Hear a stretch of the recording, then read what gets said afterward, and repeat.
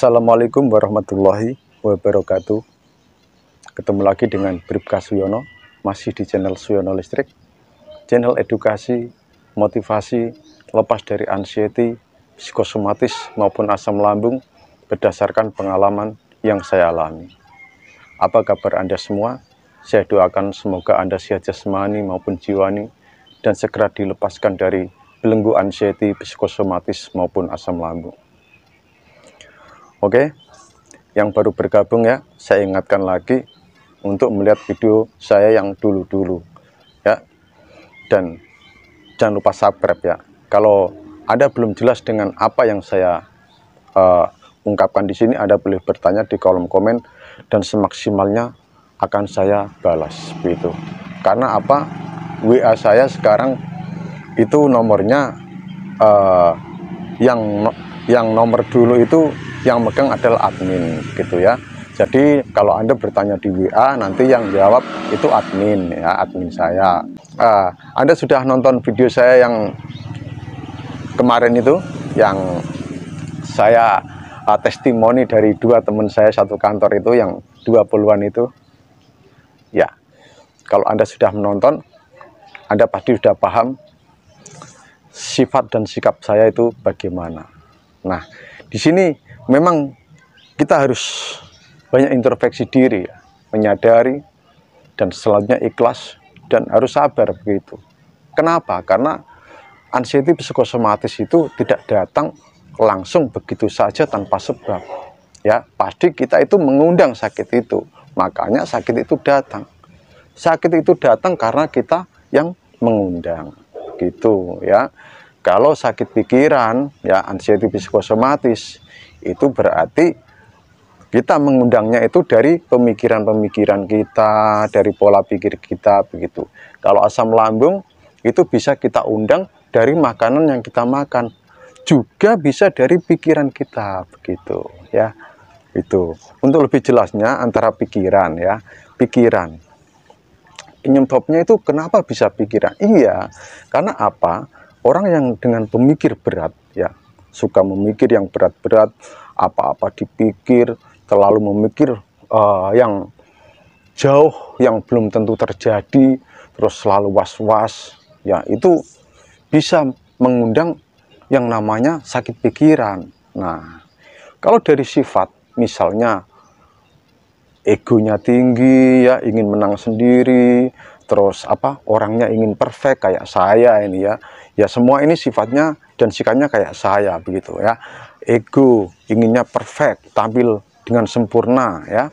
Terus apa-apa luka batin ya. Sering marah-marah tanpa sebab ya. Digigit nyamuk aja luka batin. Ada lalat aja luka batin, marah ya. Ada suara cicak aja luka batin. Nah, itulah juga merupakan undangan. Kita membuat undangan sehingga sakit itu datang gitu. Terus dari sikap kita ya, yang arogan, sikap saya lah, bukan Anda lah. Yang arogan, terus sering banting apa, ini lempar apa, kalau marah itu banting apa, banting ini, terus tutup pintu, wah, dengan kasar, gitu. Nah, itulah yang mengundang ya, antara pikiran, sifat, sikap, dan apa yang kita makan. Itulah undangan kita, penyakit itu untuk datang gitu. Jadi Anda harus menyadari itu, dan itu berlangsung dalam waktu yang sangat lama, puluhan tahun ya. Klimaknya Anda menderita yang namanya anxiety psikosomatis maupun asam lambung. Karena apa ya, orang dengan gangguan asam lambung pasti dia akan menderita juga yang namanya kecemasan berlebihan atau anxiety disorder, bahkan bisa menuju ke gejala-gejala psikosomatis begitu. Nah, karena sakit itu ya ada berapa macam ya. Sakit itu ada 3 macam ya. Yang pertama adalah sakit pikiran ya, sakit psikis. Yang kedua adalah sakit fisik ya. Anda boleh menerjemahkan sendiri sakit fisik itu apa ya. Terus yang ketiga adalah sakit psikis serta sakit fisik secara bersamaan. Nah, itulah yang saya alami gitu ya. Dan perlu Anda ketahui, sikap-sikap saya yang arogan itu tidak saya tujukan pada masyarakat ya. Saya sama masyarakat terus terang saya baik, merangkul ya, namanya saya profilnya sebagai anggota Polri. Saya harus ke masyarakat itu ya harus yang namanya 3S, salam, senyum, dan sapa. Ya, itu yang saya lakukan. Walaupun diri saya di rumah itu ya begitu wataknya, berarti saya di luar itu pakai topeng, ya. Dan berapa lama kita kuat pakai topeng itu begitu. Jadi saya berpikir ke arah situ. Terus pasti Anda juga bertanya masalah begini ya, Pak, tetangga saya itu sifatnya begini, buruk, terus dia juga arogan gini, kok nggak kena anxiety psikosomatis, nyatanya sehat saja. Nah, Anda jangan iri sama dia ya, sama mereka. Anda harusnya bersyukur. Kenapa harus bersyukur? Anda sudah diingatkan oleh Sang Pencipta, ya. Diingatkan betapa sayangnya Sang Pencipta itu pada Anda semua, hingga Anda dikasih sakit itu, yang akhirnya Anda bisa berbenah, gitu.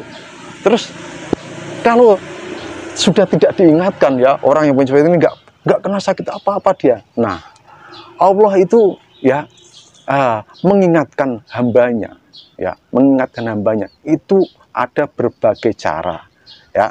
Kalau saya diingatkan melalui sakit, nanti orang yang misalkan arogan apa itu juga diuji Allah nanti, pasti diingatkan Allah, entah yang lain gitu ya, itu rahasia dari Allah dan kita tidak bisa untuk menembusnya itu. Jadi Anda bersyukur kalau sudah diingatkan kena sakit anxiety psikosomatis maupun asam lambung. Anda harus bersyukur ya. Dan dibalik sikap saya yang arogan, tapi saya terus terang tidak arogan sama masyarakat ya, dan saya tidak kasar sama masyarakat. Itu yang perlu Anda catat ya. Anda boleh tanyakan ke siapa saja yang Anda mengenal. Saya dinas di Polres Rembang ya. Kalau Anda orang Rembang, tanyakan saja. Kalau saya pengamanan apa, saya harus santun sama masyarakat begitu ya. Tetapi dibalik itu semua ternyata sifat saya yang di rumah ya begitu, kalau di sesama teman begitu ya. Tetapi hubungan saya sama masyarakat, saya enjoy saja, baik-baik saja. Bahkan bisa dibilang saya itu orangnya romantis gitu. Bukan rokok makan gratis ya. Jadi ingat sama teman saya ini, waktu dia pulang penugasan, dikonseling sama konselor ya, dikonseling. Karena apa? Setiap pulang penugasan itu misalnya di Aceh, di Ambon, dan di mana itu ada yang namanya konseling, dites. Dan dari hasil tesnya teman saya ini ternyata ada sedikit keguncangan jiwa. Akhirnya dikonseling sama konselor itu ya. Setelah dikonseling ditanya, maaf Bapak, ini yang dirasakan itu apa ya? Saya itu sering pusing Bu, terus saya itu kepala terasa berat dan pikiran saya kemana-mana Bu, begitu. Nah, terus katanya teman-teman saya ini sudah gila, apa benar ya Bu ya? Oh begini Bapak ya, dari hasil tes psikologi Bapak ini menunjukkan Bapak jiwanya agak tergoncang sedikit ya, tapi tidak apa-apa, nanti akan diberikan konseling, nanti Bapak nanti akan sembuh. Bapak hanya depresi ringan, nggak apa-apa. Terus kepala saya yang pusing itu bagaimana Bu? Ya Bapak sudah minum obat, tapi tidak sembuh-sembuh. Ya udah, nanti biar sama dokter disuntik ya. Terus yang disuntik apa saya Bu?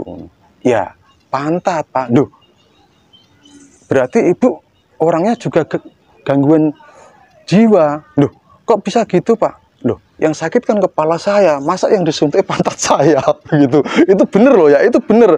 Saya nggak ngarang-ngarang, itu bener.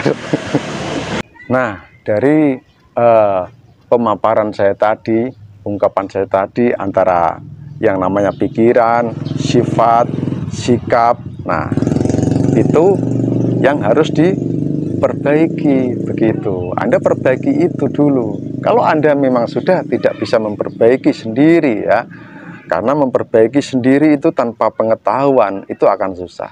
Nah, saya tetap menyarankan Anda ke psikolog ya. Saya sarankan, ini hanya saran saja ya, saran saja.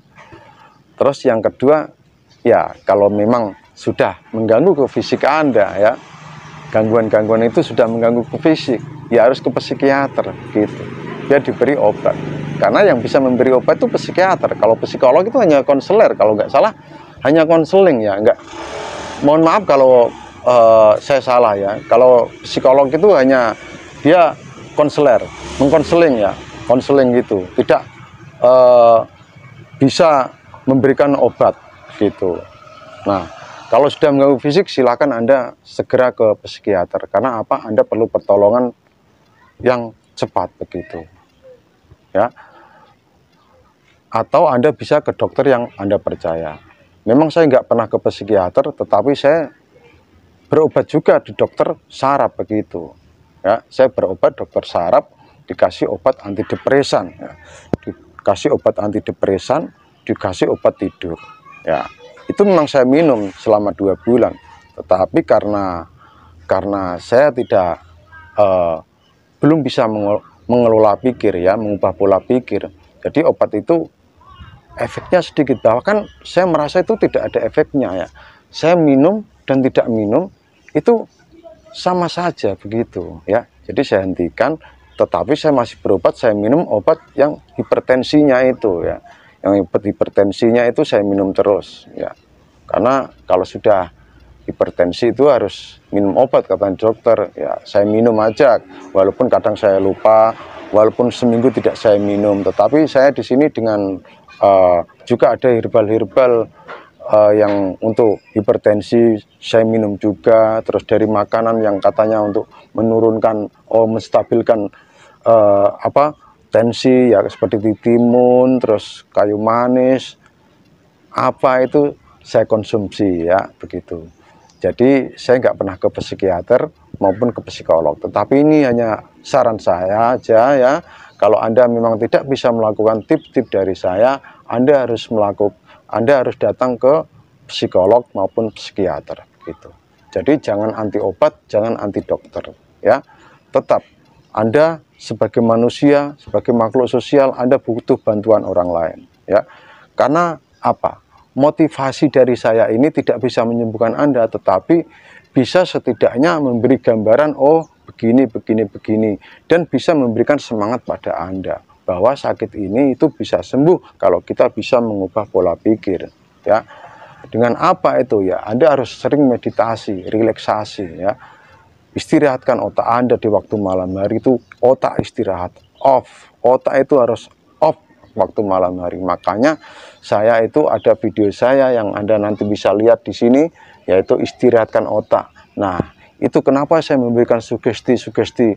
Semakin Anda mengingat ke hal yang lain, semakin malas untuk berpikir. Semakin malas untuk berpikir. Nah, itu adalah sugesti-sugesti. Kenapa?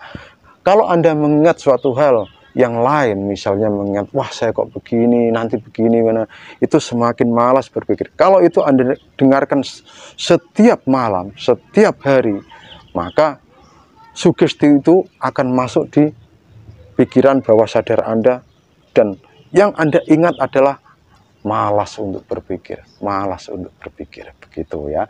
Di sini bukan malas berpikir ke hal yang baik. Maksudnya ini malas berpikir kalau mengingat sesuatu hal yang menakutkan, membuat kita ingat akan sakit kita, itu kita semakin malas untuk berpikir gitu. Saya saja ya yang membuat itu, saya dengarkan sendiri loh ya. Saya dengarkan sendiri video saya itu. Tiap malam saya dengarkan sendiri itu. Karena apa? Saya juga masih butuh sugesti dari saya, tetapi saya harus dengar sugesti itu begitu. Kalau saya tiap hari sugesti saya sendiri begini ya capek.